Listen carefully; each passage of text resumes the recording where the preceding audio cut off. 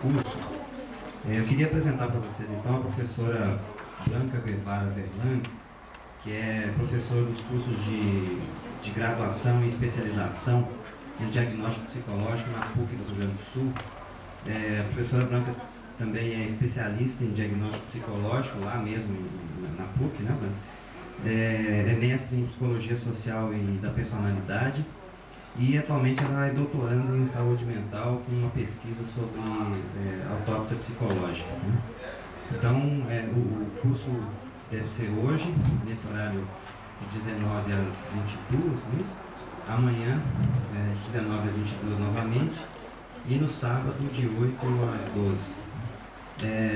O curso vai oferecer um certificado para quem tiver presença, tá? Então é isso, o Plankton começa.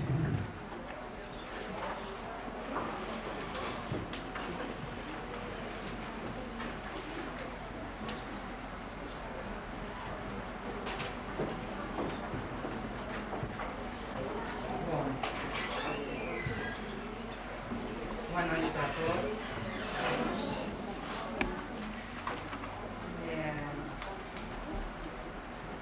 Para as pessoas que não me conhecem, que não estiveram ontem aqui, não preciso mencionar que eu não sou brasileira, né? Então, assim, se tiver alguma palavra, alguma coisa que vocês não entendam, me avisem para eu poder repetir, tá? Bom, só para acrescentar alguma coisa, como vocês veem, eu sou castelhano, sou uruguaia, né? Fiz o curso de graduação em Montevideo e depois, quando vim morar aqui no Brasil, fiz todos os cursos de especialização que mandam figurinha, né? Todos aqui no Brasil. Mas eu sou uruguaia e sou brasileira. Bom, é bom tê-los aqui comigo. Eu vou trabalhar hoje com vocês, durante esses 3 dias, com o texto das fábulas. Eu não sei se todo mundo que está aqui conhece, sabe, já viu, já folheou. Quem é que não conhece, que nunca viu?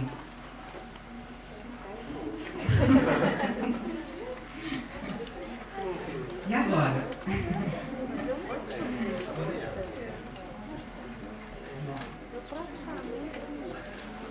Então vamos começar por aí, né? Eu não trouxe comigo, mas a apresentação da... Tu tem uma caixinha aí? Me presta a caixinha. Vou pegar lá dentro. O texto das fábulas é um texto projetivo, né?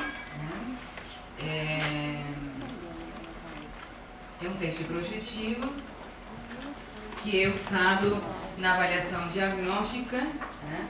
Principalmente com crianças, né? Mas ele também pode ser usado com adolescentes e com adultos, né?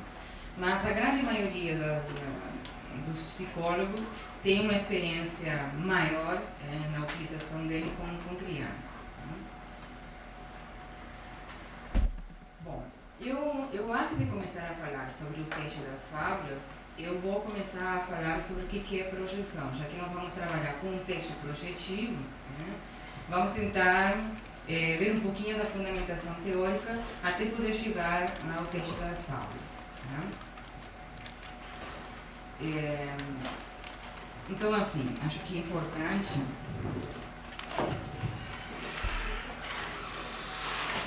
nós podemos lembrar que a primeira pessoa que falou sobre projeção, né, foi... Isso eu tenho essa caixinha, mas ela não tem uma caixinha. Qual que você quer? Aquela caixinha que é onde vem tudo isso. Ah, mas só vou ver. Ah, é? Tá bom. Bom, então só para matar a curiosidade. Isso aqui eu tinha aqui. Que eu saiba, ele vem numa caixinha amarela. Dentro da caixinha amarela tem, né, o manual, né? Eu não sei como é que ele é vendido aqui, mas eu acredito que não te deram a caixinha. Então. As lâminas, né? e os protocolos. Então, esse é o kit que vem. Né? Bom, já vamos passar por isso aí. Então, vamos começar por o que nós entendemos por projeção e como é que surgiu o conceito de projeção. Né? Então, como eu estava falando, né, o termo projeção surgiu dentro da teoria psicanalítica. Freud mencionou pela primeira vez na sua obra a respeito de projeção há bastante tempo atrás, em 1894, num artigo sobre neuroses de angústia. É pela primeira vez que ele menciona alguma coisa a respeito de projeção. E nesse artigo ele manifesta que a psique do indivíduo, quando ela não está em condições de tolerar e de administrar a excitação sexual, ela vai desenvolver um mecanismo de expulsar para o exterior aquilo que está sendo difícil de administrar no interior. É mais ou menos com essas palavras que ele traz essa referência. Ou seja, ele está estudando, ele está escrevendo sobre as neuroses de angústia e ele faz referência então assim, a neurose de angústia tem como causa uma dificuldade no controle da excitação sexual e como o indivíduo não consegue tolerar isto no seu interior, ele vai colocar esse conteúdo afetivo desagradável para o exterior, sem maiores comentários. 2 anos após, em 1896, em outro artigo, Observações Adicionais sobre as Neuropsicoses de Defesas, ele vai ampliar o conceito e vai chamá-lo pela primeira vez como um processo, como um mecanismo de defesa. Onde realmente ele vai expressar com mais ênfase que o indivíduo realmente vai expulsar para o exterior ou vai colocar no exterior ou em outras pessoas conteúdos indesejáveis que não consegue tolerar dentro de si e operando como uma defesa.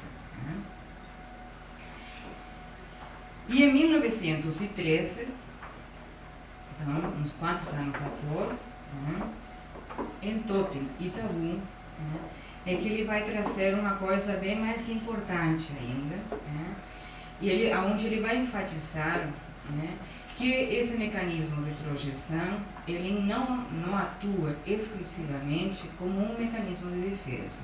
Ele também é um mecanismo normal que nos acompanha no dia a dia. Acho que aqui traz uma coisa bem significativa, porque às vezes principalmente quando a gente trabalha com testes e passa a trabalhar com testes projetivos, a gente imagina que só vamos encontrar conflitos, e não necessariamente. Então a projeção, que vai sendo assim, que sustenta os testes projetivos, ele é um mecanismo de defesa, mas também um mecanismo normal. E isso é uma coisa importante trazida por Freud, porque na verdade isto nos leva realmente a entender a coexistência de conteúdos presentes e conteúdos do passado, entre a vida consciente e a vida inconsciente, entre a percepção e a memória. Ou seja, todas as nossas percepções atuais, elas vão estar influenciadas por todas as nossas percepções anteriores, por toda a construção de nossa personalidade. Por isto que o mecanismo de projeção ele não surge exclusivamente em decorrência de ansiedade como uma defesa usada pelo ego. Ele também é um mecanismo que opera em cada coisa que nós enxergamos, que nós pensamos, que nós sentimos, estamos certamente nos colocando, e estamos incluindo todo o nosso contexto histórico. Então, em toda percepção atual, nós vamos realmente influenciá-las com nossas percepções anteriores. A projeção, ela também está relacionada e ao mando do princípio do prazer e do princípio da realidade. Né?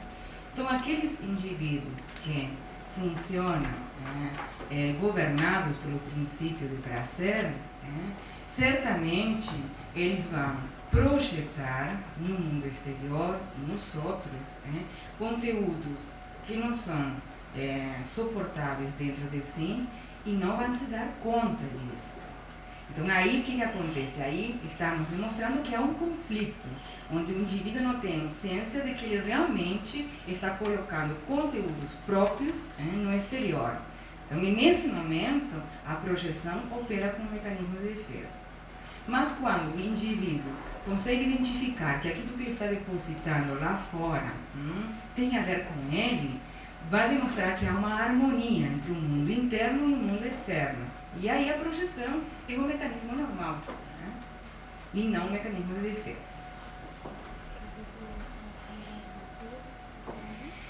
E sem dúvida, assim, para quem gosta de ler sobre a teoria psicanalítica, isso nos leva a um outro construto teórico psicanalítico fundamental, que é a questão do determinismo psíquico, que diz que nós hoje somos o que somos não por acaso, senão em função de todas as vivências anteriores.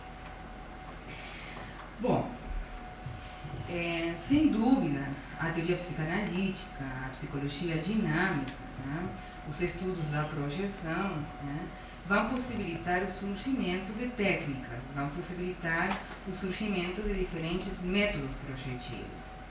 E a expressão métodos projetivos surge pela primeira vez em 1939. Ela é introduzida por um estudioso chamado Franklin, que tentou explicar a associação entre três técnicas que existiam naquele período. Ele estava se referindo ao teste de associação de palavras de Jung, que surgiu em 1904, ao teste de Rocha, ou Rochard, não sei como é que vocês pronunciam, que surgiu em 1920, e ao TAT, o teste da percepção temática de Murray, que surgiu em 1935. Estas três técnicas, estes três instrumentos, que são testes projetivos, de personalidade, passaram a ser entendidos por este estudioso como três métodos projetivos. Por quê? Porque eles tinham como principal objetivo a avaliação da personalidade no seu contexto global. Eles, na verdade, surgiram, de certa maneira, como uma reação de protesta contra o condutismo da época, contra o behaviorismo da época. Mas em oposição, vamos dizer, com as técnicas psicométricas, que, na verdade, estudavam partes da personalidade. Se estudava memória, atenção, aptidões, habilidades. Esses instrumentos, eles avaliavam aquele contexto específico. E estes três métodos, o teste da associação de palavras, o Rocha e o TAT, eles tinham como principal objetivo entender a dinâmica da personalidade, entender a estrutura da personalidade em forma global. Bom, aí nós chegamos a um tipo de técnicas onde se insere o teste das fábulas, que são as técnicas aperceptivas, e que, de certa maneira, o primeiro instrumento que dá origem a esse tipo de instrumentos é o TAT, o teste aperceptivo temático. Bom, então assim, testes de personalidade, testes projetivos, técnicas aperceptivas. O que é isso? Vou tentar diferenciar, eu pergunto para vocês assim, o que é uma sensação? Se vocês têm que definir o que é uma sensação, o que vocês poderiam me dizer?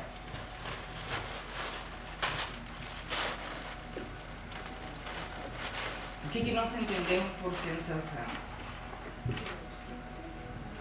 Oi?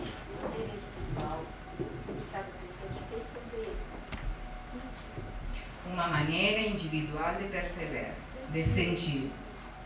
Tá. Que mais? Percepção diferente. Pois assim, a percepção é diferente da sensação. Perceber, sentir, elaborar. Que diferença tu consegue acrescentar nessa definição? Percepção é como se fosse a consciência daquilo que você sentiu. Da sensação. Aham. A sensação está mais no nível mais primário. Tá. Todo mundo escutou? Então agora parece que a sensação estaria em um nível mais primário e que a percepção seria a consciência de uma sensação. Vamos lá.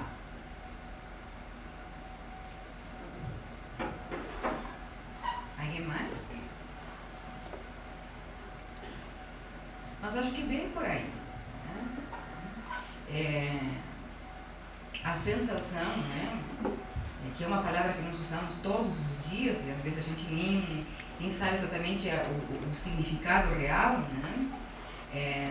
Bom, nós temos os órgãos dos sentidos. Então, assim, eu olhando para vocês, vocês olhando para mim, todos nós estamos tendo sensações visuais. Realmente, a montagem da imagem na retina é uma sensação visual, mas ela não é uma percepção, porque a sensação, na verdade, é a recepção de informações por um dos órgãos dos sentidos.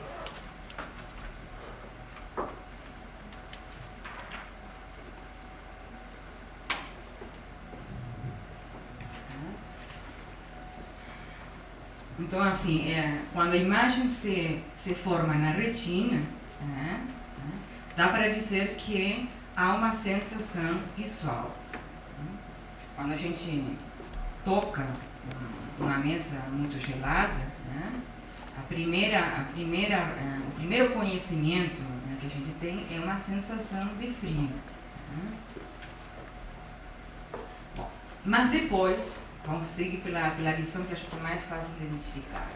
Quando, através do cérebro, a retina se comunica, ou não sei neurologicamente como é que funciona, mas quando há uma comunicação, uma interligação entre a retina e o setor do cérebro, que é aqui atrás, que se encarrega do domínio da visão, quando há uma ligação, e aí a gente passa a entender que o que nós estamos enxergando são nossos colegas que estão aqui na frente, aí a sensação se transforma em percepção.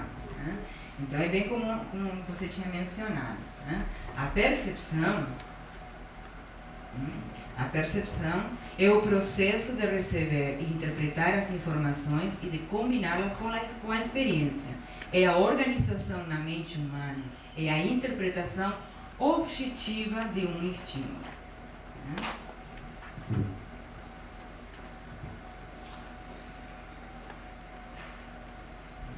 Olhando para esta cadeira, poltrona, como é que se chama isso aqui? Cadeira, né? Uma cadeira meio grandona, mas é uma cadeira. Então, nós olhando ela, aquilo que eu estava falando, quando ela fica, a imagem dela na minha retina é uma sensação. No momento em que eu sei que isso aqui é chamado por nossa sociedade de cadeira, e que na China também vai ser cadeira, isso já é uma percepção, é objetivo. Aqui, em qualquer lugar do mundo, isso aqui vai ser uma cadeira. Só que isto, aos testes projetivos, não interessa. Esse não é o objetivo do teste projetivo. Se nós pegarmos, não sei se todo mundo conhece, o teste aperceptivo temático, o TAT. A primeira lâmina do TAT são lâminas em branco e preto, e a primeira lâmina tem na imagem a figura de um menino, meio com os olhos fechados, e tem aqui na frente, aparentemente, uma mesa, um apoio onde tem um violino.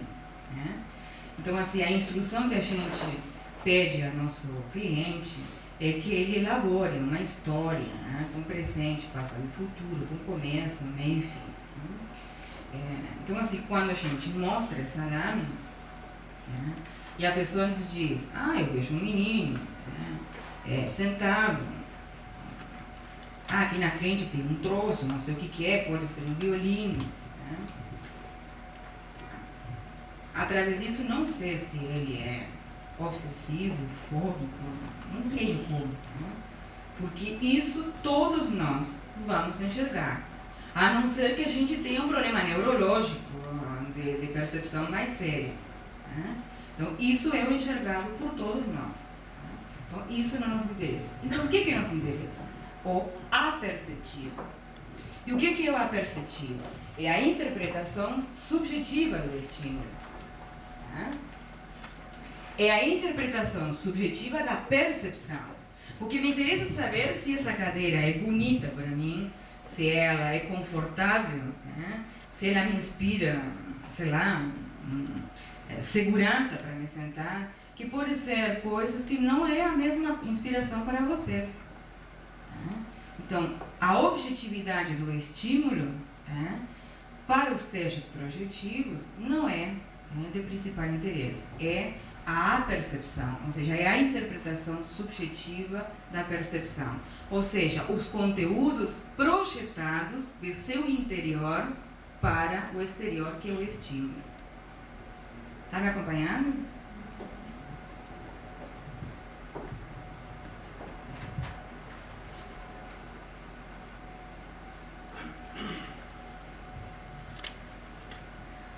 E é lógico que, quanto mais ambíguo o estímulo seja, né, mais facilitador da projeção ele vai ser.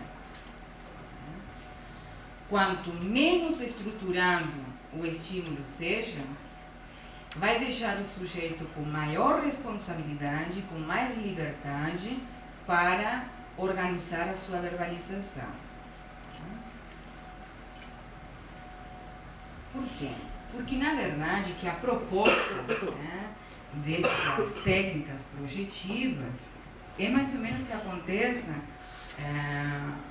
uma situação parecida com o que acontece nos sonhos. Né? Quando a gente dorme, né, e relaxa, né, o que acontece nos sonhos? A censura baixa, né, e aí o nosso conteúdo inconsciente, né, ele aflora, né, através dos disfarces do sonho. Né? No sonho o que acontece é isso, um relaxamento da censura, e aí, então o ego, desprovisto da defesa, permite o surgimento dos conteúdos inconscientes. Aqui também, lógico que se o estímulo é estruturado, a pessoa vai se apoiar muito mais no estímulo para montar a sua resposta, a sua verbalização. Quando o estímulo é menos estruturado, o mais ambíguo possível, ele vai ter que colocar muito dele para poder falar alguma coisa a respeito desse estímulo. E aí, certamente, ele vai desorganizar as suas defesas, né, e vai nos dar mais possibilidade de se mostrar. Está me acompanhando? Tem alguma pergunta? Bom, mais ou menos isso que estou falando, né, é o que acontece com todo esse tipo de técnicas. Bom, então vamos ir aos pouquinhos entrando no texto das fábulas.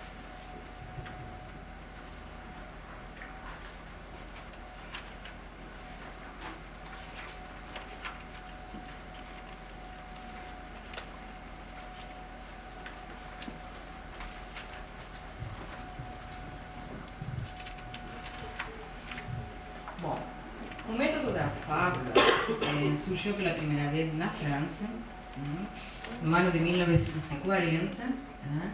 É um trabalho organizado pela autora do texto, que é Luisa Das. Então, pela primeira vez, a primeira publicação vai ser no ano de 1940. Naquele período, a Luisa Das apresentou um instrumento organizado com 10 histórias infantis, que seriam contadas verbalmente para a criança, com a finalidade da criança dar o fim da história. E tinha como referencial, tem como referencial teórico, um conteúdo freudiano e objetivava o diagnóstico de conflitos infantis, ou de complexos infantis. Eram histórias que possibilitavam acompanhar as diferentes etapas do desenvolvimento psicossexual. Ela mesma faz uma nova publicação em 1950, com algumas mudanças, e utilizando uma amostragem maior, que é organizada em 1940. Em 1940, ela trabalhou preferencialmente com crianças, e depois, em 1950, ela também trouxe referências ao desenvolver um trabalho com adolescentes e com adultos. Por ela mesma, também foi introduzida na Alemanha no ano de 42 e 44. A partir daí, muitos outros estudiosos trabalharam com este instrumento e foram apresentando algumas mudanças em novos estudos. Na própria França, em 59, Duclos faz um novo trabalho. Desper vai ser também uma pessoa que introduz as fábulas nos Estados Unidos. E aí nos Estados Unidos depois vai ter dois novos estudiosos que vão trabalhar, mas sempre ficaram conhecidas como as fábulas de Desper. Posteriormente, o texto começou a ser publicado e sempre conhecido como texto de Das, ou as fábulas de Das. Novamente nos Estados Unidos em 69, em Rossi na Itália com 65, e mais próximo de nós, em 64, na Argentina. Na Argentina ficou conhecido como texto de contos incompletos. Por quê? Estava falando para vocês que, na verdade, sim, as fábulas são historinhas infantis, que são contadas para a criança, e a gente solicita que a criança dê o final da história. Então, em função disso, que na Argentina passou a ficar conhecido como o texto de contos incompletos. E essa publicação de 64 da Argentina é bastante importante para o texto das fábulas que eu vou trabalhar aqui, porque essa publicação nos orientou bastante para o trabalho que a gente desenvolveu. Nós estávamos, eu até já falei aqui para algumas pessoas, eu trabalho junto com a doutora Juliana Mercedes Cunha, ela é minha mestre, e eu trabalho no grupo de pesquisa dela. Provavelmente vocês devam conhecer o livro do Psicodiagnóstico R, que ela é a autora principal. Bom, nós há bastante tempo atrás estávamos envolvidos com um projeto de pesquisa que tinha como principal objetivo estudar a socialização da criança pré-escolar. Aí nós tínhamos uma série de procedimentos e uns quantos instrumentos a trabalhar nesse estudo. Um dos instrumentos que a gente pensou, começamos em princípio a pesquisa com ele, era o CAT. O CAT, eu acho que também vocês devem conhecer, o CAT seria o TAT infantil, sendo que o TAT, o autor foi Murray, e o CAT foi o Velac. O Velac foi a pessoa que fez várias publicações interessantes com o TAT e com o CAT. Bom, o CAT, para quem não conhece, também são 10 lâminas, em branco e preto, algumas mais ambíguas, outras mais concretas, mais objetivas. E a gente pede para a criança que ela organize uma história nos mesmos moldes do TAT.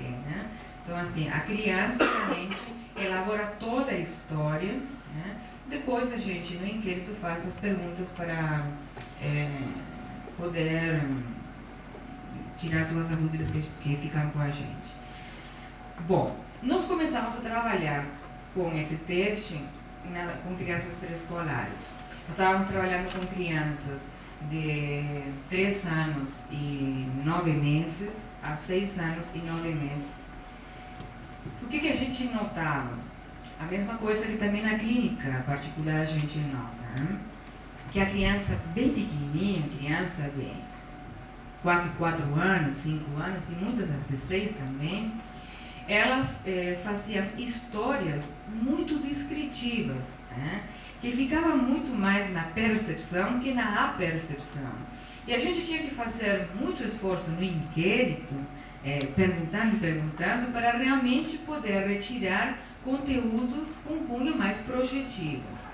E isso começou a nos incomodar, porque lá pelas tantas, a gente, no inquérito, consegue ser exitoso se a gente não sugere. Se a gente termina sugerindo, o conteúdo não é mais da criança, é conteúdo nosso, né? E aí temos nossas projeções também. Então a gente viu que não estava dando certo.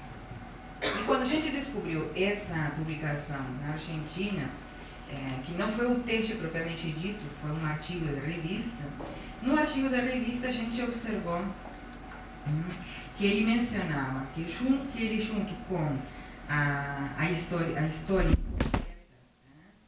verbal, ele achou interessante acrescentar umas lâminas em forma de história de quadrinhos para que a criança acompanhasse a verbalização da história olhando aqueles desenhos, aquela lâmina. E que isso era mais um facilitador, principalmente para crianças pequenas, para ela poder depois finalizar a história com mais eficácia. E a gente observava, ele referia que esses desenhos eram coloridos. Aí a gente ficou extremamente curioso e tentou localizar essa publicação por todos os meios possíveis. A gente não teve êxito, realmente não conseguimos localizar o original dessa publicação, nós tínhamos só essa publicação, esse artigo da revista. Então a gente decidiu fazer uma experiência similar, que vai dar surgimento ao texto que nós vamos trabalhar hoje. Então aí nós contratamos vários desenhistas, e a gente meio que deixou loucos eles, porque era o grupo todo com elas e a gente dava essa história para ela ia, desenhava, trazia os desenhos, e aí a gente começava a criticar. Mas por que você fez isso aí? Você não acha que está muito agressivo? Você não acha que está muito assim, o assado? Acho que a senhora está projetando aí, né? Então nós quase deixamos loucas, né? Até que a gente conseguiu organizar essas lâminas que estão aqui e fizemos todo um trabalho metodológico, né, para ver se realmente isto não alterava o instrumento original da Brás. Então todo o instrumento passou por um estudo de validade, de fidelidade, e a gente trabalhou por um período com uma amostragem, usando dois grupos, um grupo de controle e o outro grupo principal, onde a gente aplicava e retestava o instrumento. Em um grupo a gente começava aplicando a técnica só verbal, e no reteste utilizava o verbal e junto com as lâminas, e no outro grupo procedíamos ao contrário, iniciávamos com o teste verbal e as lâminas e depois finalizávamos a retestagem só com a parte verbal. Aí se faz uma série de cálculos estatísticos para ver as distorções, as discrepâncias. Não deu, isso nos autorizou realmente a poder começar propriamente dito numa adaptação brasileira com o Texto das Fábulas. Por isso que ele se chama Texto das Fábulas, uma versão verbal e pictórica, porque vai ter os dois componentes. Então, mais ou menos, essa foi a história, como a gente iniciou o trabalho com esse texto. E foi muito bom, porque realmente a gente observou, e hoje nós podemos dizer com precisão, de que para crianças bem pequenas, para os pré-escolares, a gente sugere mais o Texto das Fábulas que o CAT, porque na verdade que a gente divide com a criança a responsabilidade da tarefa. A criança pequena, além de ela ser muito concreta, e por isso ela tem muita mais facilidade para descrever, tem uma criança, tem uma mãe, tem uma árvore, tem isso, tem aquilo, ela divide a tarefa com a gente, porque a gente conta a história, aí ela se envolve, ela se mobiliza com a história, e a partir daí ela tem elementos para poder dar uma resposta e continuar sua verbalização posteriormente. Bom, então vamos começar aos pouquinhos a ler o texto. O texto está formado por 10 histórias incompletas, acompanhadas de 12 lâminas. Então, a primeira fábula é chamada a fábula do passarinho, a segunda é a fábula de aniversário de casamento, a terceira é a fábula do cordeirinho, a quarta é a fábula do enterro ou da viagem. Para a fábula 4, nós temos duas possibilidades, acompanhadas com 2 lâminas, que depois eu vou mostrar. Então, nós temos, se a criança sabe o que é a morte, sabe o que é um enterro, que de maneira geral quase todas sabem, a gente então utiliza a fábula do enterro. E temos uma verbalização específica para ela e uma lâmina específica para ela. Se a criança não tem conhecimento sobre a morte ou o que significa um enterro, a gente utiliza a fábula 4 da viagem, onde aparece aí um avião decolado. O objetivo da fábula é o mesmo para um ou para outro. A fábula 5 é a fábula do medo, a fábula 6 é a fábula do elefante, a 7 é do objeto fabricado, a 8 a do passeio com a mãe ou com o pai. Aqui também temos 2 possibilidades. Se a criança é do sexo masculino, nós vamos trabalhar com a fábula do passeio com a mãe. E se a criança é do sexo feminino, nós vamos trabalhar com a fábula do passeio com o pai. A 9 é a fábula da notícia, e a fábula 10 a do sonho novo. Então são 10 historietas incompletas, acompanhadas por 12 lágrimas. Elas devem ser apresentadas conjuntamente. Então, a criança, enquanto está escutando a história relatada por nós, ela está acompanhando a história, olhando o desenho.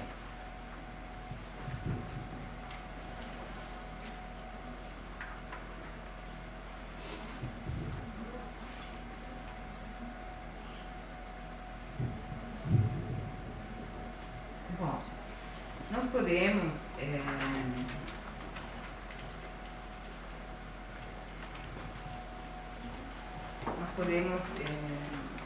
administrar as fábulas individualmente ou em forma coletiva.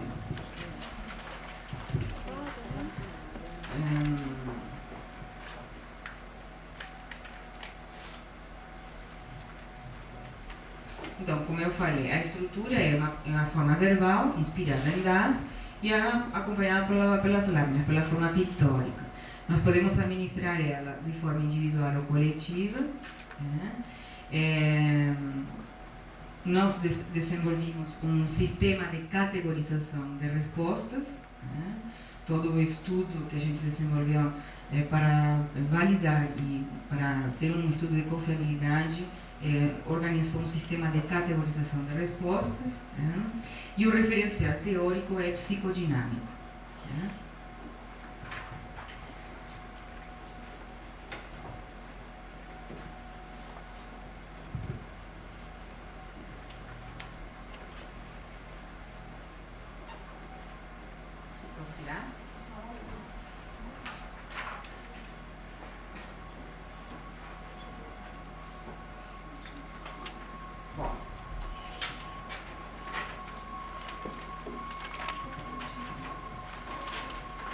Quando usar o texto das fábulas? Quais são as indicações?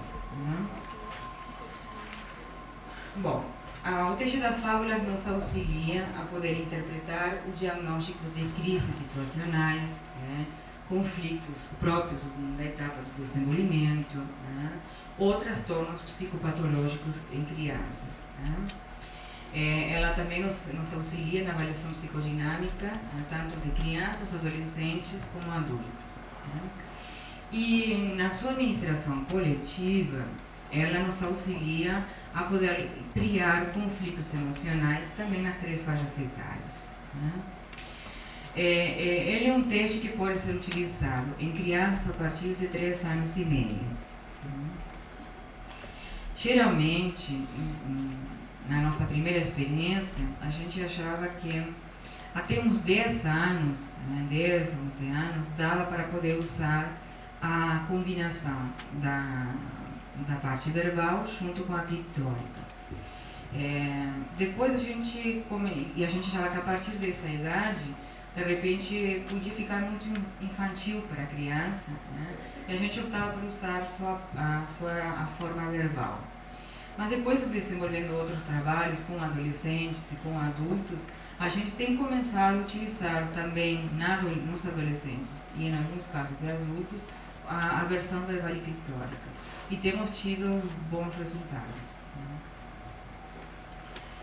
Bom, a aplicação coletiva a gente tem feito a partir da terceira série, onde as crianças realmente conseguem escrever.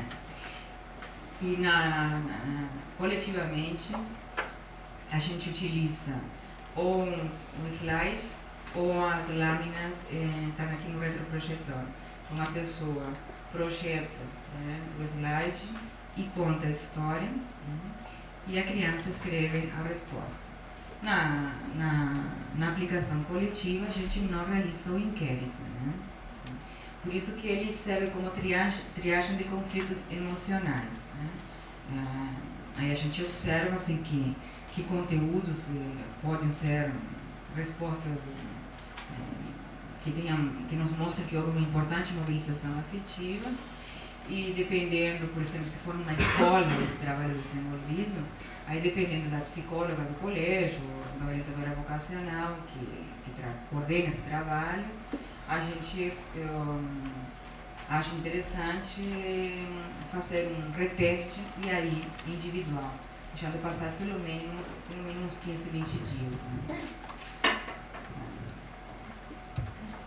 Isso no caso de realmente existir um serviço específico de psicologia dentro da instituição, com a permissão dos pais, todos os critérios do trabalho nosso dentro da ética. Né? Bom,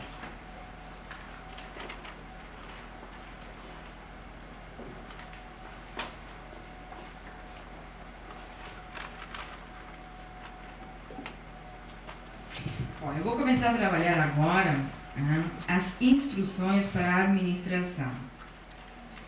E em seguida, então, eu vou mostrar uma por uma das fábulas. Eu vou ler as fábulas para vocês irem conhecendo qual é o objetivo de cada uma das láminas. Né? Bom, sem dúvida o teste das fábulas não é o primeiro teste que nós vamos aplicar, a não ser que seja um trabalho de pesquisa específico, com um objetivo determinado. Né? Mas se nós estamos trabalhando com uma pessoa em avaliação psicológica, o teste das fábulas não vai ser a primeira técnica, o primeiro instrumento a ser utilizado. Certamente nós já vamos estar com alguns encontros desenvolvendo um trabalho anterior. Então o teste da fábula é um dos últimos testes a ser administrados. É importante que, no caso de uma criança, dependendo de qual for o objetivo da avaliação que está sendo realizada, é importante que ele seja um instrumento administrado, pelo mínimo depois de alguma técnica gráfica ou de uma hora de jogo, uma hora lúdica. Bom, então, assim, é importante que exista um adequado rapport prévio, que a criança saiba o que está se fazendo e qual é o objetivo, por que está aí trabalhando com nós, e que se proponha, então, este instrumento. Com crianças pequenas, a gente propõe um trabalho de contar histórias, de brincar contando histórias, expressando que a gente começa contando história e que ela vai ter que concluir, vai ter que dar um fim para essa história. Com crianças maiores, com adolescentes e com adultos, a proposta é desenvolver uma atividade de imaginação.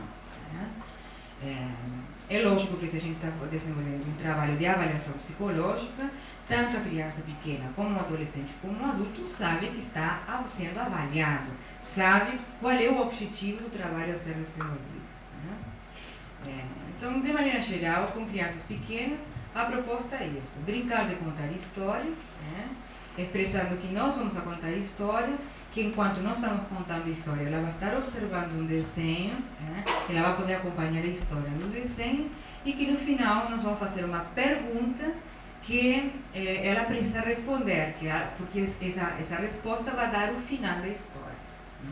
Com crianças maiores, né, a gente adequa a linguagem, né, para aquela faixa etária, a mesma coisa que com adolescentes e com adultos.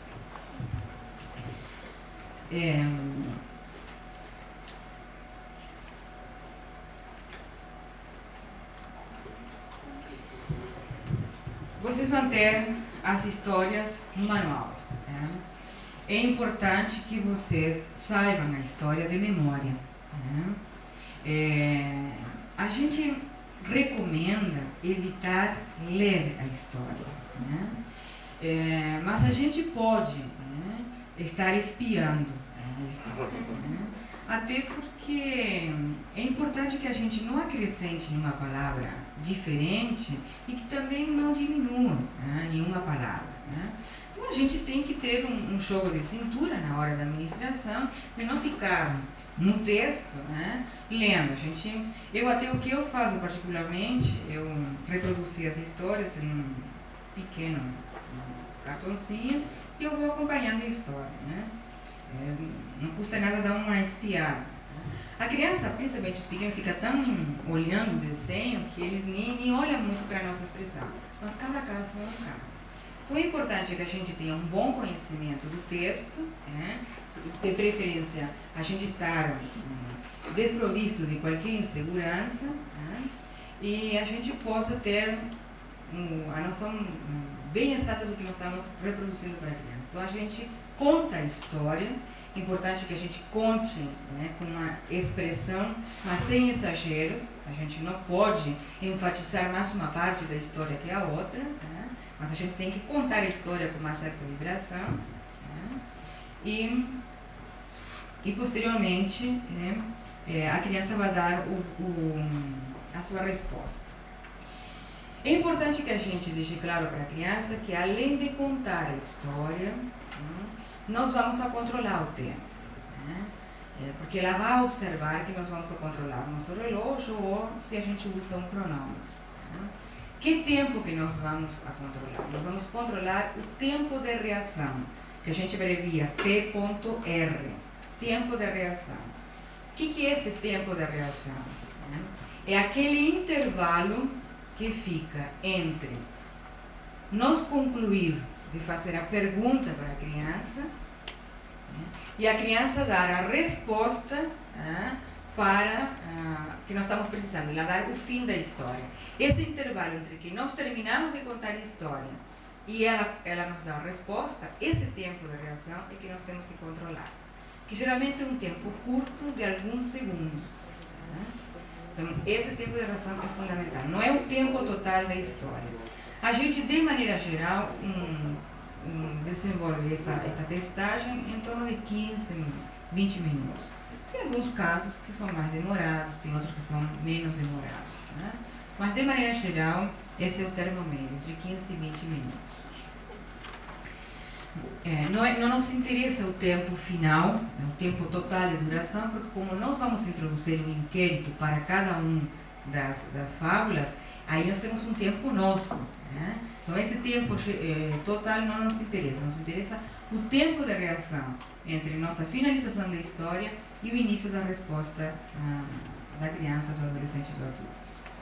Então nós temos que avisar que nós vamos contar, que nós vamos mostrar a história, que nós vamos controlar o tempo, que ela não precisa se preocupar com isso. Se a gente for usar cronômetro, no caso de crianças e até de adolescentes, mostrem o cronômetro, porque eles ficam muito curiosos com o barulhinho do cronômetro, como é que funciona, para que serve. Então todas essas coisas prévias têm que ser resolvidas antes de começar a testagem. Outra coisa que nós temos que avisar é que nós vamos anotar, né, toda a verbalização. Né? Isso no caso da administração individual. Né? Então a pessoa tem que saber que a gente vai fazer esse registro de toda a verbalização. E temos que também avisar que após a resposta dela, nós vamos fazer algumas perguntas, que é o que nós chamamos de inquérito, para esclarecer as dúvidas que a gente tiver. Então, acho que essas 4 coisas é importante que fiquem claras, né? Dizer o que vai ser feito, né? Que vai se controlar o tempo, que vamos escrever e que vamos perguntar depois.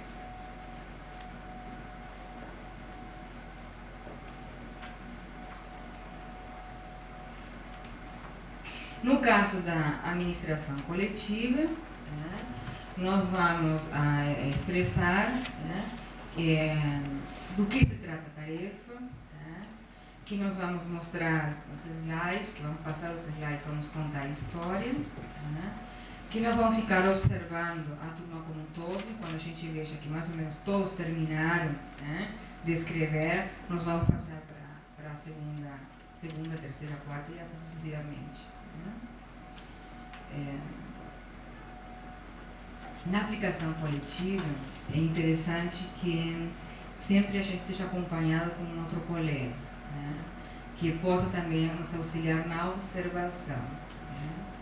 Como a gente não vai desenvolver inquérito, né, geralmente a gente faz um controle nas fileiras, né, onde a gente mais ou menos observa se a terceira criança dessa fileira, em alguma das fábulas, ficou mais ansiosa, se movimentou mais, fez algum gesto diferente. Isso é uma coisa que é importante registrar.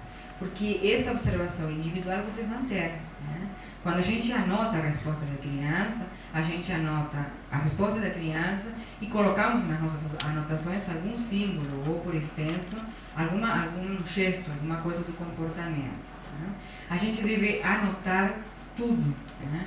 A verbalização específica da resposta da lâmina, os comentários, as perguntas, né? A gente faz um registro de todas as verbalizações possíveis e do comportamento não verbal.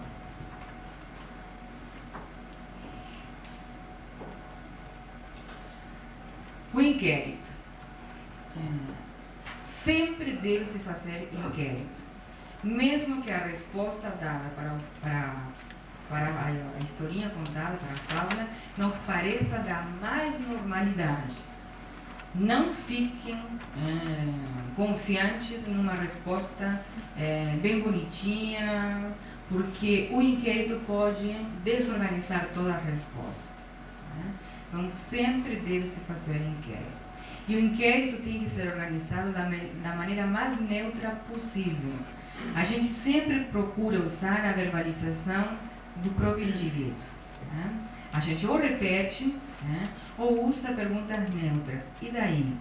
Que mais? Como assim? Né? Eu vou me deter especificamente um período com o inquérito, né? Então, assim, importante que a gente desenvolva o inquérito. Essas histórias infantis, né, que nós vamos ver daqui para frente, elas são histórias infantis que objetivam entender um determinado período do desenvolvimento psicossexual da criança. E ela tem sempre um herói, ou uma criança infantil, ou um herói animal, tá? Então a gente vai organizar o inquérito em cima do herói escolhido, né, na organização da criança, tá? Então nós vamos nos centralizar e vamos tentar saber mais dados desse herói, né, que foi colocado pela criança ou pelo adolescente, pelo adulto na sua verbalização, na sua resposta. Tá? A aplicação de todos os cartões, depois faz inquérito? Não. Aqui a gente faz o inquérito imediatamente depois da verbalização da criança. Se conta a história, se espera a resposta e se faz o inquérito. Que isso é uma modalidade que no TAT, e também no CAT é possível, né? Mas aí a história é mais longa, né? Então, no TAT e no CAT tem 2 procedimentos de acordo com a prática de cada profissional. De contar a história e imediatamente fazer o inquérito, ou fazer um intento no final das 10 histórias. Eu, particularmente, no TAT e no CAT também faço logo depois. Eu acho que tem menos interferência. Mas aqui nas fábulas a proposta é essa. Assim. A criança dá a resposta e logo em seguida se faz as perguntas. Bom, vamos começar a ver uma por uma.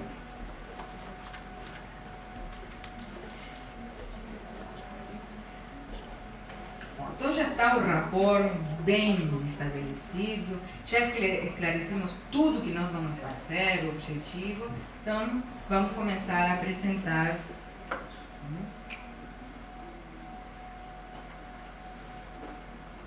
Bom, isso aí já tanto usar em sala de aula.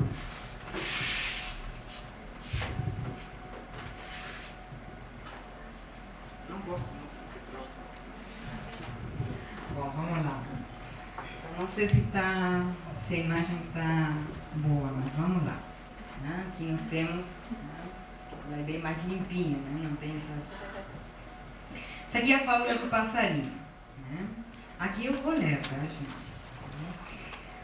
A história diz mais ou menos assim: um papai e uma mamãe pássaros e o seu filhote passarinho estão dormindo num ninho no galho. De repente começa a soprar um vento muito forte que sacode a árvore e o ninho cai no chão. Os 3 passarinhos acordam num instante e o passarinho papai voa rapidamente para uma árvore, enquanto a mamãe passarinho voa para outra árvore. O que vai fazer o filhote passarinho? Ele já sabe voar um pouco. Eu não sei se lá no fundo dá para ver o passarinho aqui. Claro, meio camuflado, mas dá para observar. Bom, qual é o objetivo dessa fábula? Essa fábula tem como, primeiro, é a fábula introdutória, é a primeira fábula. Né? E vejam bem, já é uma situação problema. Né? Que o passarinho está muito bem acomodado, dormindo lá no ninho com seus pais. Né? Mas aí aparece um vento que derruba o ninho, os pais voam rapidamente, cada um para um lugar, e o que vai fazer esse filhote de passarinho? Mas a gente dá uma dica, né? Ele já sabe voar um pouco. Acho que isso é um dado importante, que pode ser negado, muitas vezes ser negado, mas é um dado importante. Essa fábula tem como objetivo, né, realmente trabalhar a temática de fixação aos pais, né, trabalhar conteúdos de dependência às figuras parentais ou o grau de independência das figuras parentais. Né. Então, realmente avalia muito bem o processo de separação e individuação. Né? Qual é a atitude frente ao mundo desse passarinho? Né? É uma atitude de dependência? É uma atitude passiva, de esperar que o venham a procurar, que venham a salvá-lo? Ou ele tem autonomia, ele tenta voar, ou voa realmente atrás dos pais? E aí voa atrás dos pais, se prende da asa da mãe e voa depois junto com ela. Bom, aí nós temos N possibilidade de resposta. Né? Mas o objetivo realmente é trabalhar os aspectos, né, de como esse passarinho lida com a separação, como lida, né, com sua organização de individuação. Né? Pode-se avaliar conteúdos regressivos, né? Avalia também muitas coisas da fase oral, né? No sentido assim, ele cai, ele vai ter frio, não tem o que comer, os pais não acham e vai morrer. Né? Então,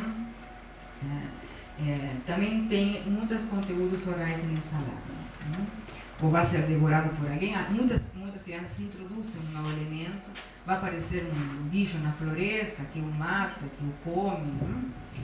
Então, realmente, é importante avaliar aqui a questão da confiança básica. O ego dessa criança, desse passarinho, supostamente desse herói, ele está preparado para se separar das figuras parentais e encarar a dificuldade, ou ele ainda tem uma postura dependente ou regressiva. Então temos que ver assim a capacidade do herói para resolver uma dificuldade, uma dificuldade como cair e ter que buscar uma saída. Claro que também avalia as relações com as figuras paternas, a imagem das figuras paternas como protetores, como cuidadores, ou como figuras parentais que o abandonam, que não o procuram.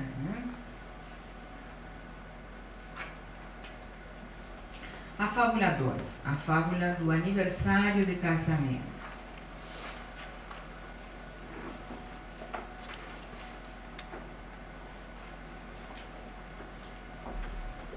Dá para ver? A fábula 2 diz mais ou menos o seguinte: é a festa de aniversário de casamento do papai e da mamãe. Eles se amam muito e dão uma bela festa.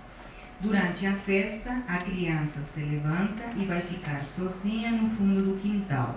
Por quê? Essa fábula aqui é uma fábula que propõe para a criança que ela se dê conta de que existe uma relação afetiva entre sua mãe e seu pai, independente de sua existência. Então é uma fábula que nos possibilita avaliar a cena primária, a conflitiva edípica,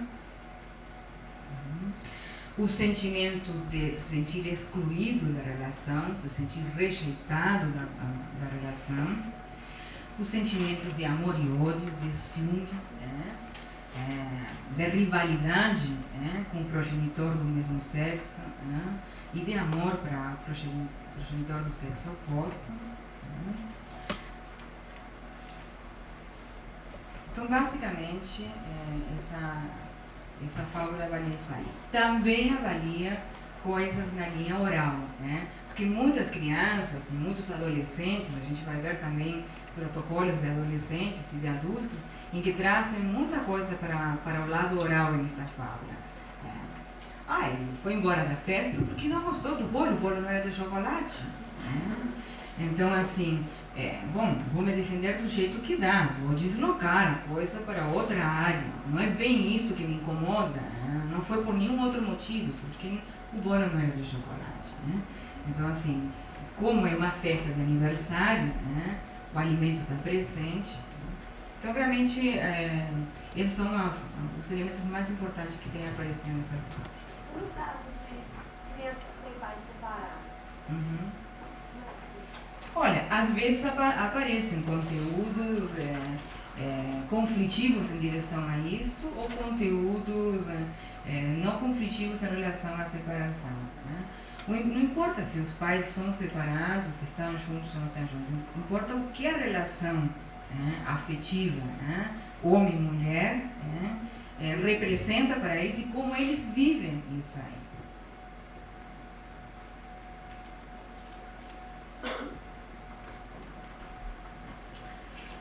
A fábula do cordeirinho.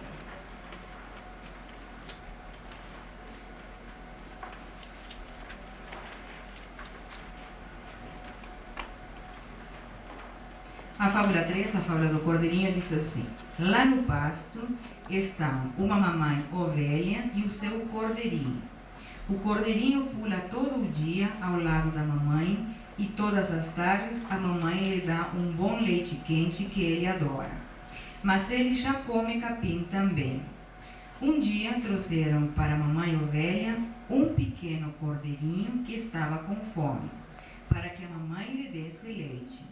Mas a mamãe ovelha não tem leite bastante para os dois, e fala para seu primeiro cordeirinho: como eu não tenho leite bastante para dar aos dois, vai então comer capim fresco.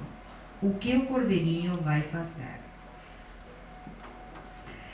Teve uma criança que eu estava trabalhando e ele me diz: Ah, não. Na outra é o pai, agora é o irmão. Que chato. Realmente a coisa vinha mobilizando. Bom, só para dar um exemplo, eu tinha falado há pouco para vocês assim, que sempre nós temos que fazer inquérito. E aqui, essa aqui é uma lámina que nos auxilia a entender isso um pouquinho melhor. Bom, o que se espera aqui? Aqui se espera de que o cordeirinho seja obediente e faça o que a mamãe manda, que ele vá comer capim fresco, né? E que dê lugar para o outro, até porque ele já come capim, não é uma coisa diferente, ele já fazia isso. Mas nem sempre a resposta é esta, né? Mas às vezes pode ser que seja. Né? Então muitas crianças dizem, ele vai comer capim fresco. Né? E a gente pode perguntar no inquérito, e daí? Ele vai vomitar tudo. Então, em princípio, ele nos deu uma resposta esperada, né, que é o que nós chamamos de resposta popular, é uma resposta esperada, que está dentro da normalidade. Né? Se a gente tivesse ficado quieto, não pegaríamos o outro lado da coisa. Que entra assim, bom, como é que se sentiu fazendo isso? Como é que se sentiu obedecendo? Né? Porque aí pode vir muita coisa. Né? Então, na frente a resposta. Não deve ser meu. Sim, mas não, mas aí é uma pergunta que tu coloca mais para o final, né? Assim, a primeira pergunta assim, tá, e daí? Aí ele respondeu, vai vomitar tudo.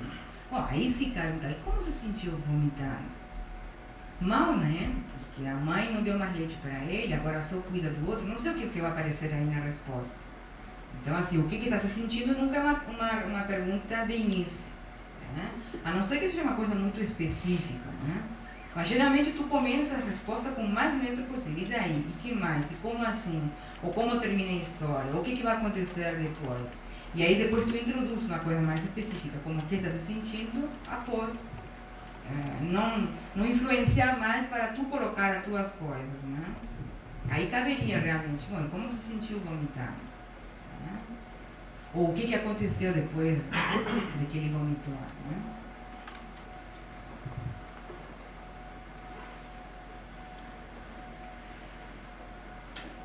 Ou também, se tu não quer de cara perguntar, tu pode assim, vomitou? Eu não sei o que vai te dizer, né? Mas sempre essas perguntas de sentimentos cabem mais após tu ter certeza que não vai influenciar a tua colocação na resposta da pessoa. Não importa qual tipo de história, repetitiva, você tem que fazer o quê? Sempre tem que fazer o quê? Não é que seja uma obrigação, eu acho que é um facilitador para nosso trabalho. Né? Porque senão tu vai te conformar com uma coisa que em princípio parece muito ruim, ou que parece muito correta, e o inquérito pode te ajudar a reorganizar a informação. Bom, qual é o objetivo da fábula 3? Né? A fábula 3 procura avaliar então a relação mãe-criança. Né? Bom, o leite, né, é um elemento muito simbólico, né, na relação mãe e filha. Né? Também todos os conteúdos da amamentação, do desmame. Né? É uma fábula que explora então, o complexo de desmame, ciúme, rivalidade entre irmãos. Avalia a questão assim, do nascimento, do desmame, a entrada na escola, porque mais ou menos essa é a questão. Quanto à oralidade, há uma gratificação oral ou não? Ou seja, é uma mãe provedora, é uma mãe que alimenta, que cuida, né? É uma mãe que priva, que castiga. Naquela edição anterior, lá essa história também a gente tem duas opções, uma para quando tem irmão, outra para quando não tem. Nesse aí, não, é só isso aí. Tem algumas coisas que a gente reorganizou. A inspiração era na base, tem algumas palavras que a gente modificou, adequou na realidade, mas a nossa realidade. Essa é uma das alterações. Bom, aqui também Podemos ver conteúdos de regressão, né? Quando ele diz assim, que ele não vai deixar o outro mamar, que ele vai continuar mamando, né? Ou quando ele diz assim, não, ele vai comer capim, mas quando o outro se descuidar, ele vai mamar. Um pouquinho ele vai deixar.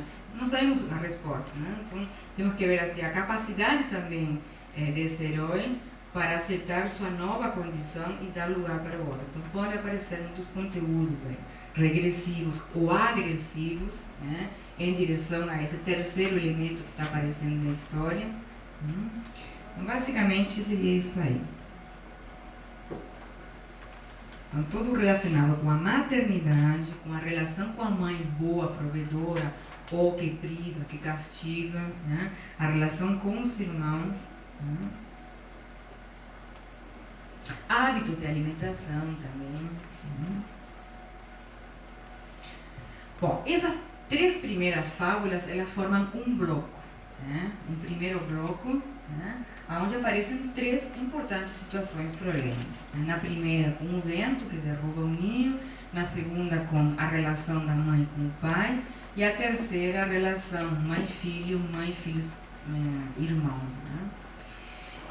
E elas são bastante mobilizadoras, então agora nós vamos a passar para duas fábulas, a 4 e a 5, que elas vão ser fábulas de controle, né?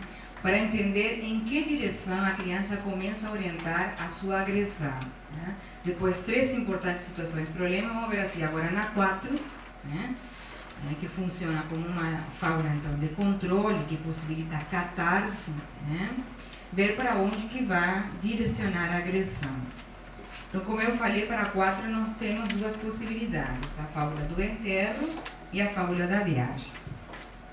Aqui a fábula do enterro, o texto diz assim: um enterro está passando nas ruas da cidadezinha e as pessoas perguntam, quem morreu? Alguém responde, é uma pessoa da família que mora naquela casa. Quem é que morreu? Na da viagem, o sentido é o mesmo. Alguém da família pegou um avião para bem longe, longe, longe, e não vai voltar mais para casa. Quem é? Então, as duas objetivam a mesma coisa, né? É tentar ver assim, explorar a direção da agressividade, os desejos de morte, os conteúdos hostis, agressivos, autopunitivos.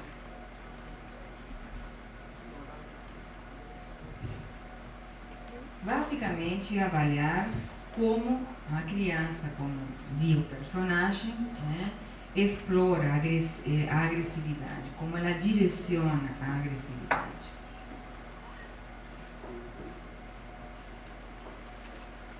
E nessa aqui da viagem, também a gente fez uma mudança, porque no texto original da DAS aparece a questão do trem, né? E acho que com essa questão dos trens sujos, esses metrôs, né, o trem não dá a sensação para a criança, não dava, gente, o som por um bom tempo, a palavra trem em vez de avião, não dava a sensação de uma viagem muito longe, porque ele passa a ser um elemento do cotidiano, né? Então a gente passou para dar essa dimensão a utilizar o avião, foi uma das mudanças nessa fábula. Né? E aqui realmente a gente teve a noção, assim, porque tanto na da morte como aqui na viagem longe, longe, é ver assim, quem a criança termina afastando da família, né? Essa é a intenção. Aonde depositar os conteúdos agressivos nele mesmo, é o filho que vai embora, não aguenta mais os pais, não sei, né? Ou é o pai, ou a mãe, ou é pessoas da sociedade, né? Na época que o Ayrton Senna morreu, muitas respostas vinham também disso aí, na morte. Né? Quem morreu? Ayrton Senna. Né? Então isso tem muito a ver também com o momento atual da comunidade, onde a criança está inserida.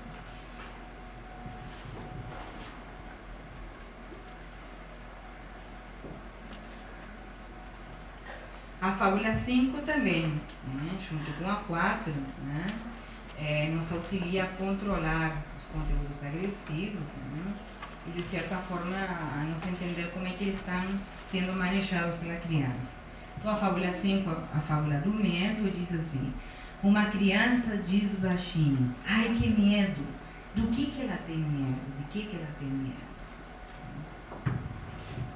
Então aqui também a gente, ela tem um efeito catártico e procura ver a direção da agressão, sentimentos autopunitivos, agressivos, angústia, medos de animais, do escuro. Nessa fábula aqui, por exemplo, no inquérito, uma pergunta que não precisamos fazer, que não devemos fazer, é como é que ele se sente. Porque justamente nós já estamos dizendo como é que ele se sente. O sentimento é de medo.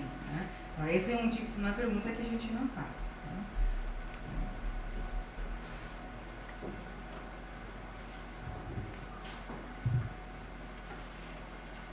Bom, aí passamos para a fábula 6, que é a fábula do elefantinho.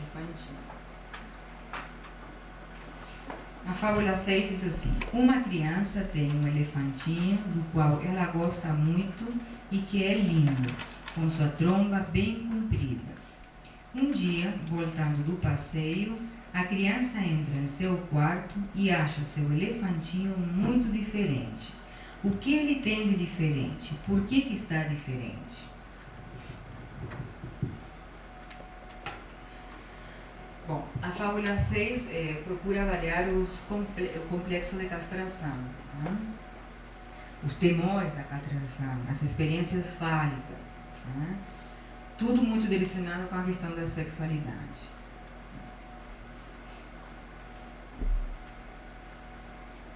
Então você vê que nós vemos passando por todos os períodos, né, psicossexuais. Né?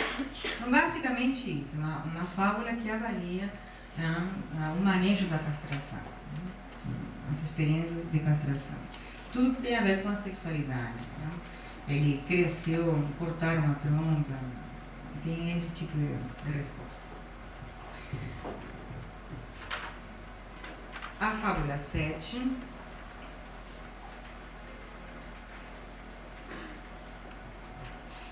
A fábula do objeto fabricado diz assim: uma criança conseguiu fabricar um objeto de argila, uma bonita torre que ela acha lindo, lindo, lindo. O que ela vai fazer com a torre? Sua mãe pede o objeto de presente e a criança é livre para dar ou não. O que esta criança vai fazer? Aqui nós também colocamos argila porque argila é uma coisa bem usada na escola, na pré-escola. Barro é a palavra original. Bom, essa fábula 7 explora o complexo anal, né?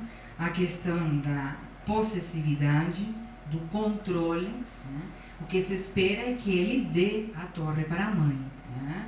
Mas como é que ele maneja assim, com o reter e o expulsar, né? Então, está tudo relacionado com a fase oral. Então, tenta avaliar a atividade, a passividade, né? A retenção, a expulsão, as coisas sádicas, masoquistas, né? O sentimento de poder, né? A coisa egocêntrica ou narcisística, né? Tudo que tenha relacionado com o controle esfinteriano, né? Conteúdos obsessivos.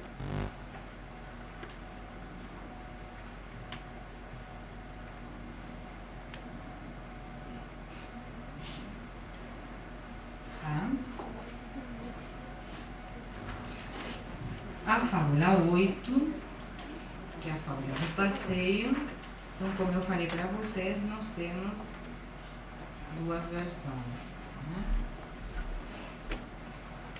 A fábula do passeio com a mãe ou com o pai. Então, vamos ver esse aqui que é do menino. Um menino fez um lindo passeio no parque, sozinho com sua mamãe. Eles se divertiram muito juntos. Voltando para casa, o menino acha que seu papai está bravo. Por quê? E a mesma verbalização, só que mudando, né? Então, menino para menino. Né? Então, a imagem é a mesma, só muda. Então, aqui seria a mesma coisa, né? Uma menina fez um lindo passeio no parque sozinha com seu papai. Eles se divertiram muito juntos. Voltando para casa, a menina acha que sua mamãe está brava. Por quê? Então, a fábula do passeio é a fábula que avalia, né, de forma ainda mais completa ainda, que a 2, o conflito edípico. Né? Então, se avalia-se a atitude da criança em relação à figura do mesmo sexo e do sexo oposto. Né? Os sentimentos, as fantasias, né, relacionados com a relação edípica. Quando fala que está bravo, também é diferente do outro. Esse bravo já está sugerindo, muito sugestivo. Quando as crianças falam da preocupada, quando fala bravo, já parece mais. Tu acha que direciona mais? Olha, a gente usou as duas legalizações e não mostrou diferença. Estatisticamente não nos deu diferença. A gente achou que ficava mais contextualizado. Não encontramos diferença. E naquelas crianças que não apresentam conflitivo, que já passaram pela conflitiva edípica, que está resolvido, ou aquela criança que está antes, não tem. Aquela criança que está mobilizada, até em aquelas outras fábulas que não tem muito a ver com a coisa edípica, aparece a conflitiva edípica. Nós não encontramos realmente diferença. Quando é feito coletivo, tem que separar os grupos de meninos ou de meninas ou mostra as duas? A gente mostra as duas, tem mostrado as duas. Não tem dado. A gente explica, faz uma paradinha e a gente explica. Eles riem, que já estão bem naquele período que já passaram, né? Não dá problema. Não tem dado problema. Na 4, a gente às vezes, geralmente a gente faz as duas. A gente faz as duas. Porque já são grandes e geralmente isso é trabalhado. E a gente aplica as duas, a da morte e a do avião.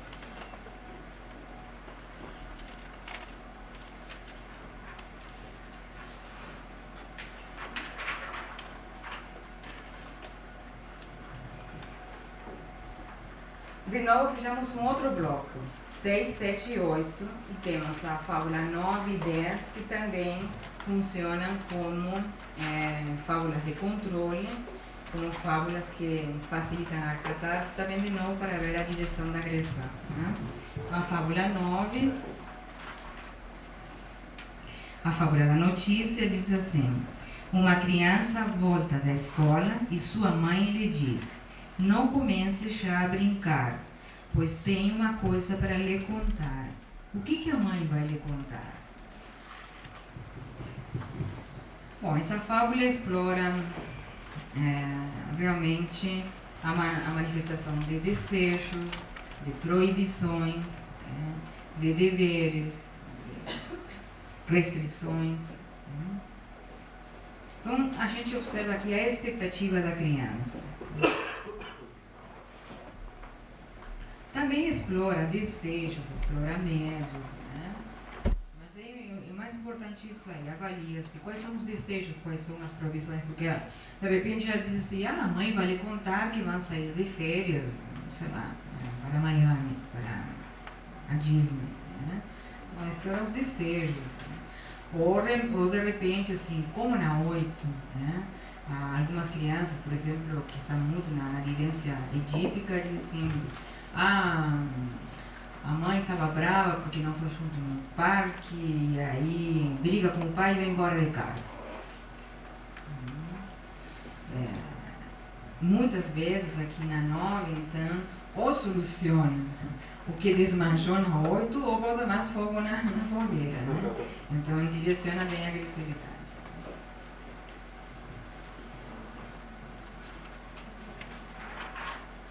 E a última, a fábula 10, a fábula do sonho mau. Geralmente nesta fábula, quando houve algum conteúdo mobilizado nas fábulas anteriores, extremamente interessante que eles terminam depositando, repetindo esse conteúdo na última fábula. Então a fábula 10 é a fábula do sonho mau. E diz assim: uma criança acorda de manhã muito cansada e diz: ai, que sonho mau que eu tive. Com o que ela sonhou? Então é uma fábula que possibilita identificar conflitos que já foram mobilizados nas fábulas anteriores, avaliando também a direção da agressão, da hostilidade, e também às vezes possibilitando um alívio, porque muitas crianças dizem: foi apenas tal coisa, mas foi apenas um sonho, foi apenas um pesadelo. Então, se também nos auxilia para ver aonde também está direcionada a agressão, também nos possibilita ver de que maneira a criança se alivia e como é que conduz essa questão do sonho mau.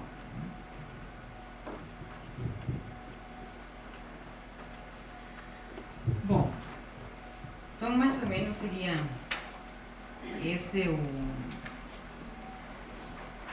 essas são as histórias, esses são os desenhos. Então assim, gente, são 8h30 passadas.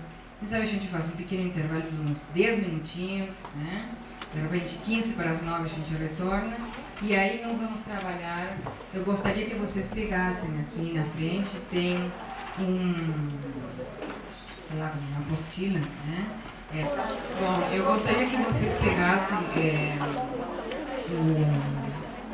o material dos casos clínicos e vamos dar uma olhada no primeiro caso, que diz caso ilustrativo para a realização do inquérito. Então aí o caso de um menino de 5 anos e 2 meses, que estava frequentando a pré-escola.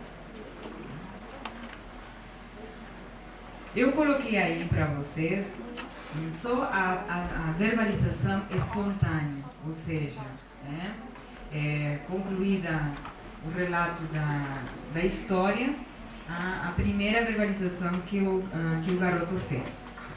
Então vamos pensar nessa verbalização e vamos tentar ver assim, que perguntas a gente faria, para fazer um treinamento sobre como conduzir o inquérito. Então vamos ver assim, para a fábula 1, que lembra que é a fábula do passarinho, que o passarinho estava dormindo com a mamãe, com o papai, veio o vento, assoprou, atirou o ninho no chão, aí a mãe voa rapidamente, o pai também para uma árvore, e o que vai fazer o filhote passarinho? Ele já sabe voar um pouco. Então este garoto responde, depois de 4 segundos, responde: achou outro ninho. Então veja bem, agora no inquérito nós temos que fazer algumas associações. Primeiro, nós já sabemos o que a fábula pretende medir, o que a fábula pretende avaliar. Já vimos que nessa fábula a proposta dela é ver assim, a questão da dependência, da independência, ver assim, de que maneira essa criança vai, esse herói, o passarinho vai enfrentar a situação, que soluções vai dar para ela. E também temos que saber quem é que está sentado na nossa frente, o que nós estamos trabalhando e por que escolhemos este instrumento para nós trazer informações mais precisas, mais apuradas, para aquele objetivo da avaliação com esse sujeito. Então essa associação tem que estar na nossa cabeça até para poder conduzir o inquérito.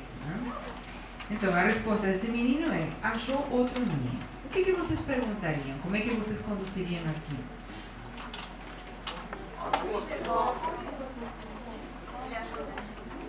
Ou a gente repete, ou realmente assim. Como assim? Ou, e daí? Ou simplesmente repetir a relação. Achou outro ninho? Vamos ver o que ele responde. Vamos imaginar. Achou outro ninho? Achou.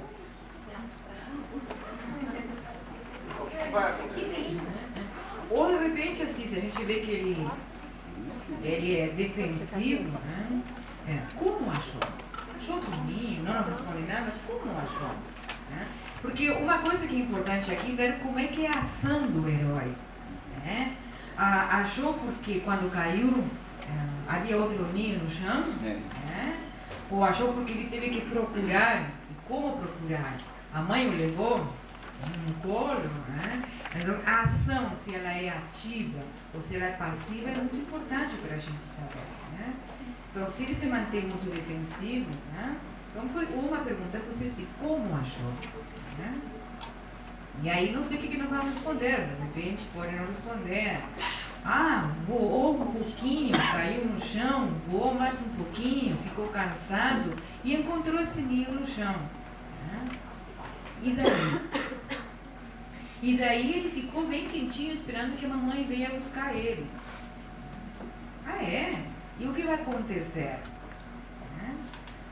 Ah, a mãe demorou, então ele começa a piar cada vez mais forte. Né? Lá pelas tantas, nós podemos até ficar e perguntar, e como se sentia piando cada vez mais forte. Triste, porque a mãe não chegava, ele estava com medo. Bom, e aí não sei o que mais que vai acontecer. A gente não precisa fazer também 500 perguntas. É um inquérito, mas não é um inquérito policial. Né? Então, são algumas perguntas que vão nos auxiliar a entender melhor que solução foi dada, né, para essa situação de problema. Né? Se a criança falar, eu não sei. Tá. Isso muitas vezes acontece. Eu não sei. A gente pode esperar um pouco e tentar estimulá-lo. Né? Quem sabe retomar até as instruções ou, de repente, sim, pensa um pouquinho, né? O que há? Aí tu pode repetir o finalzinho da história. Né? Se a criança insistir muito, não sei o que vai acontecer, você passa para outra fala. Né? No final de todas, você retoma aquela que em princípio não deu nenhuma resposta. Mas o eu não sei, pode indicar alguma coisa? Indicação, ele está indicando a ansiedade. Né? De maneira geral, a ansiedade. Não sabe.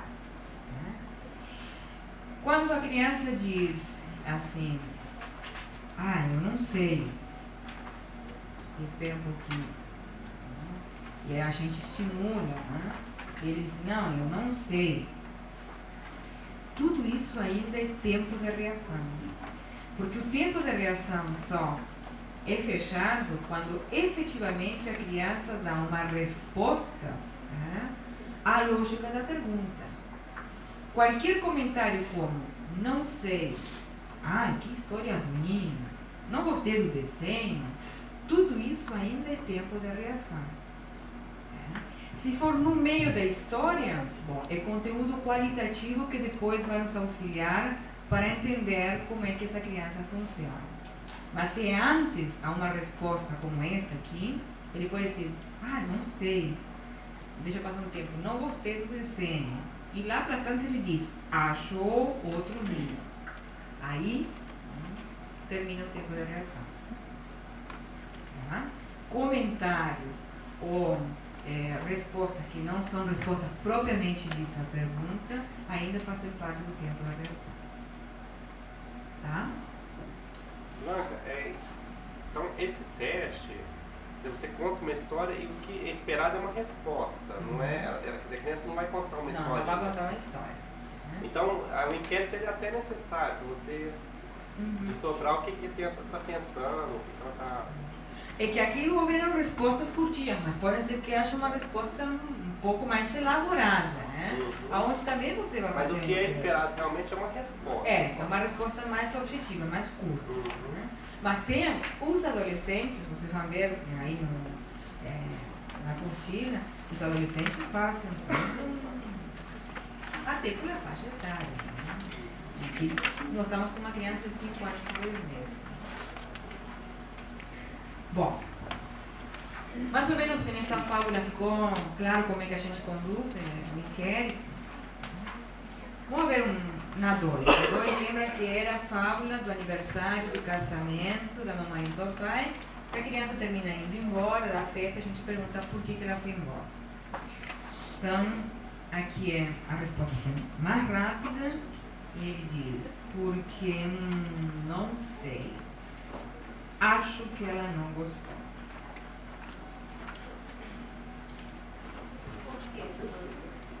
Oi?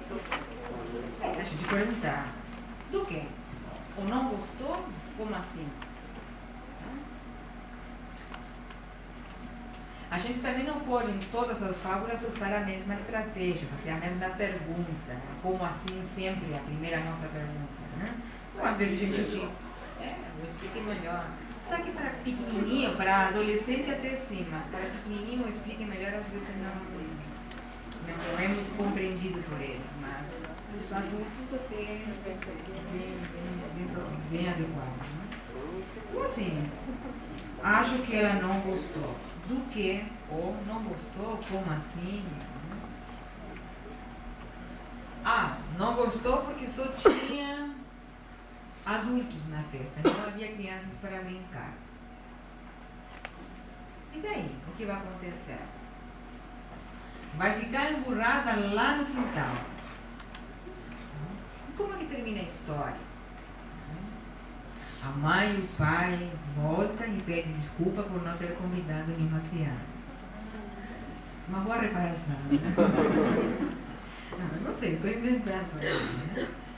Então, assim, isso é uma coisa importante, que fique claro para nós, né, dentro das possibilidades, qual é o desfecho. Né? Porque aqui, bom, acho que ela não gostou.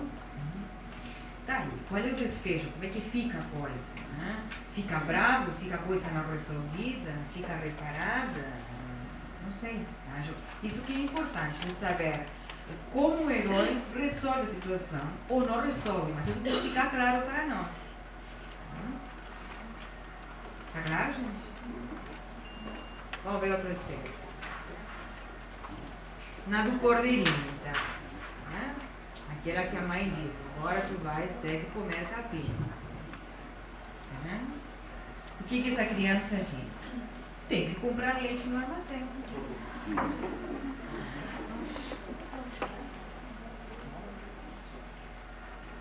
Como assim? Aqui a gente fica perguntando, como assim?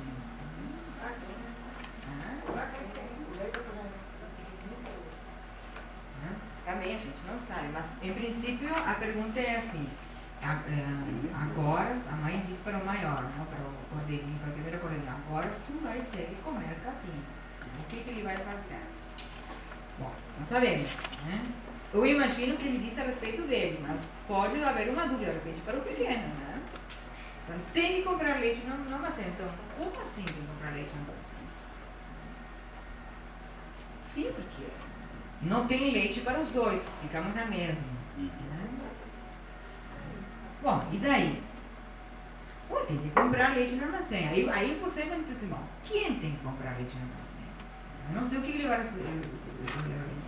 responder. Se não fica claro, a gente vai ter que fazer alguma pergunta para que nos deixe claro quem é que vai tomar esse leite, ou para quem é esse leite. Pode perguntar que ninguém toma leite. Em determinado momento que você for indo nas perguntas, você assim, e esse leite para quem é? É conveniente. E neste caso, é conveniente, é importante. Mas sempre assim, nos finalmente, no início nós vamos sempre encaminhar as coisas de forma mais neutra possível. Aqui também cabe, né, perguntar em algum momento como é que ele se sentiu tendo que ir comprar leite no armazém. Não teve outro jeito, não tinha leite para tomar.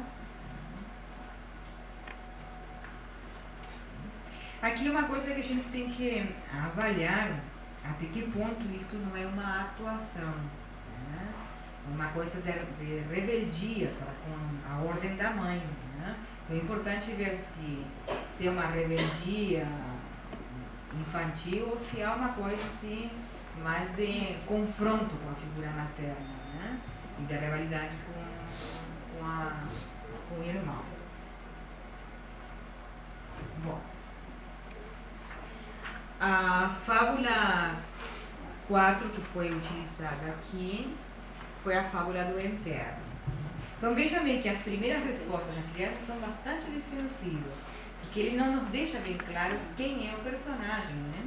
Então assim, quem é que morreu? Uma mulher. É uma mulher. Bom, A gente pode imaginar que essa mulher está representando a figura materna, né? Que é, de repente, na fábula 2, se divertiu na festa de casamento com o pai, na fábula 3, deu leite para o pequeno e não para ele, né? Mas aqui, mulher, né? Que mulher? Né? Ou o que houve com ela? De repente, antes de perguntar quem é. Uma mulher, o que aconteceu? O que houve com ela? Ela morreu porque ela era muito velhinha. Né? Então, aí a gente já fica com a coisa mais esclarecida. Era muito velhinha. Ela era avó da família. Né? Então a coisa começa a ficar mais esclarecida. Aí eu acho que a gente não precisa maiores investigações. Não, uma mulher. Como é que ficou a família com a morte dessa mulher? Então, para a gente poder identificar qual é o personagem que está sendo retratado aí. Né?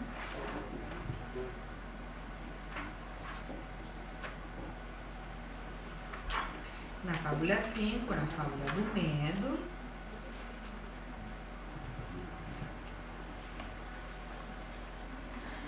lembra que ele diz bem baixinho, ai que medo, e a gente pergunta, por que ele tem medo? Ele diz, um fantasma.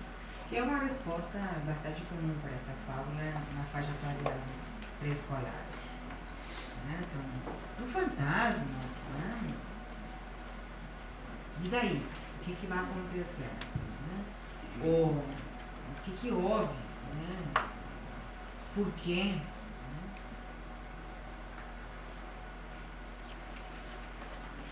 O fantasma assusta, o fantasma pega as crianças, o fantasma é ruim. Né?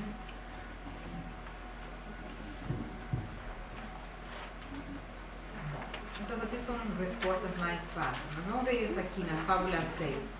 Lembra? Que a criança tinha um elefantinho que ele gostava muito, saiu de passeio, quando voltou, viu que o elefante estava diferente. O que ele tem de diferente? Morreu. E não é muito comum para essa fábula. Né?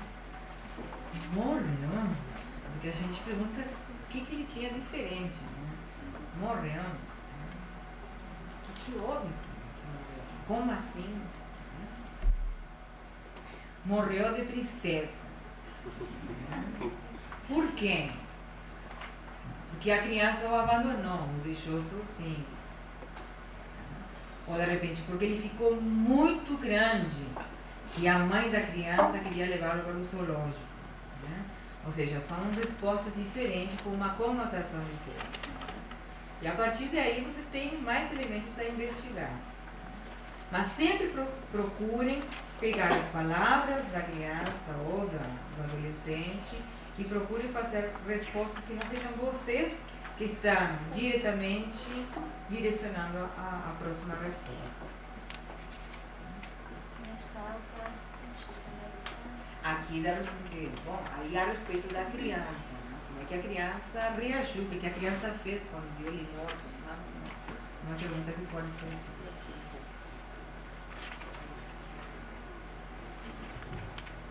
Na fábula 7, que é a do objeto fabricado,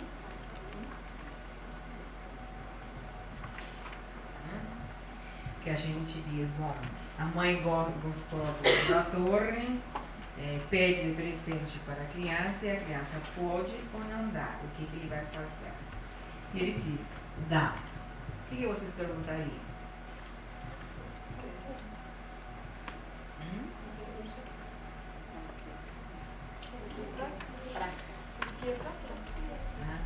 Acho que agora o porquê de cara não é muito bom. Acho que eu perguntaria assim, como é que ele se sente? Aqui diretamente eu perguntaria, como é que ele se sente dando? Porque à frente a pergunta, por que dá? Na verdade, automaticamente objetiva uma pergunta porque a mãe pediu, tem que obedecer à mãe. Então não vamos sair muito da defesa. Então aqui acho que cabe perguntar de cara como ele se sente dando, ou seja, se desprendendo. Para quê?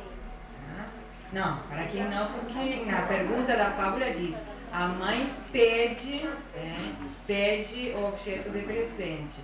Ele pode dar ou não, o que ele vai fazer. Né? Então aqui é claro que a gente vai dar para a mãe. Será que a gente podia pensar assim, por que ele resolveu dar? Acho que a resposta é o que a mãe pediu. Né? Porque na verdade, assim, lembre uma coisa, assim, a nossa sociedade orienta a educação para que os filhos obedeçam os pais, né? Obedeçam as normas estabelecidas. Né? Então, na verdade, que aí a gente vai perpetuar a diferença. Né? Então, acho que aqui é um tipo de coisa que de cara dá para perguntar como se sente dado. Acho que é o mais adequado. E aí pode mudar completamente. Né? Se sente mal, agora ele vai procurar massagista e vai fazer uma igualzinha para ele. Né? Ou, não, ele deu por alguns dias, aí muda. Né? Alguns dias vai ficar no quarto dela, outros dias vai ficar no quarto dele. Então a coisa começa a mudar. Então isso que temos que nos certificar. Se aquela resposta espontânea realmente se sustenta, se mantém, ou passa a haver novas interpretações a partir das perguntas.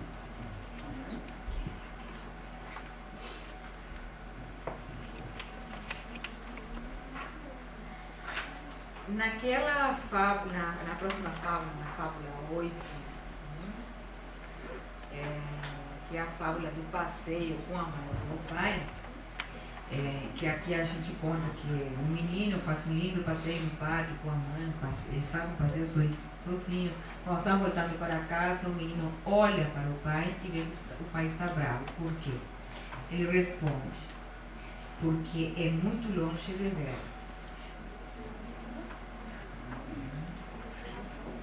Bom, o que vocês perguntariam? Né? Porque é muito longe de ver. Eu não sei o que ele queria ficar cuidando. Vamos lá.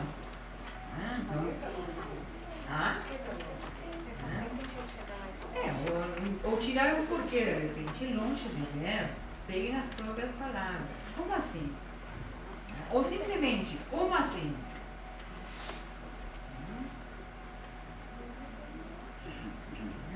Porque lembra, ou seja, o que essa fábula pretendia avaliar? Conflitiva e edípica, né? A resposta que ele nos dá assim, porque é muito longe de ver, ou seja, de cara eu acho que não, né? De repente ele vai se defender. Lembrem sempre que a projeção, o estímulo pode ser ambíguo, ele pode ser um facilitador, né, da projeção, mas imediatamente que o sujeito está verbalizando, a nossa pergunta tem que ser uma pergunta que mantenha a ambiguidade, porque se a gente direciona, concretiza muito a pergunta, a defesa se organiza de novo, né? E ele pode nos dar uma resposta que a gente fique em círculos. Né? Então, assim, se tu conscientiza muito o que tem que ver, ele pode se defender. Então, eu repetiria aqui, como assim? Ou é muito longe de ver? Por que não tem a coisa? Eles ficavam longe, se o pai não conseguia ver o que eles estavam fazendo. Aí então, de repente, eles falaram, e o que eles estavam fazendo? Aí nós temos um elemento mais concreto onde a gente pode avançar um pouquinho mais. Eles estavam namorando. Como assim? Aí de novo a gente tem que abrir. Ou lá pelas tantas, também a gente não pode perpetuar muito inquieto. Bom, e como é que vai terminar a história? Quando eles chegarem em casa, eles vão brigar e o pai vai colocar os dois de castigo. E aí, como é que eles se sentiram de castigo? A mãe disse para ele que não vai fazer mais comida para ele em todo o ano. Aí a gente tem mais elementos. E daqui a pouco a gente para, porque o principal já apareceu. Ou de repente não tem nada de edípica essa resposta. Né? De repente, assim, ele ficou preocupado porque se fica longe no parque pode ser perigoso e aparecer ladrão. Que é tão comum hoje, na rotina dos nossos dias, E também a gente não pode enxergar em tudo o conflito, né?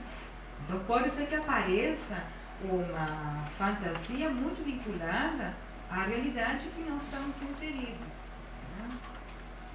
Então aí você avança um pouquinho mais para certificar que a resposta diz respeito à rotina doméstica, né, comum, né, e que não tem realmente uma defesa novamente reprimindo a coisa do tipo. Em princípio, e neste caso, era um conteúdo edípico propriamente dito, mas poderia não ser. Tá? Então, tanto quanto a pergunta, a resposta seja aparentemente muito normal, temos que fazer um inquérito, como quando também parece muito indicadora de um determinado conflito, porque podemos no inquérito nos certificar que também não é aquele conflito que de cara nos pareceu. Né?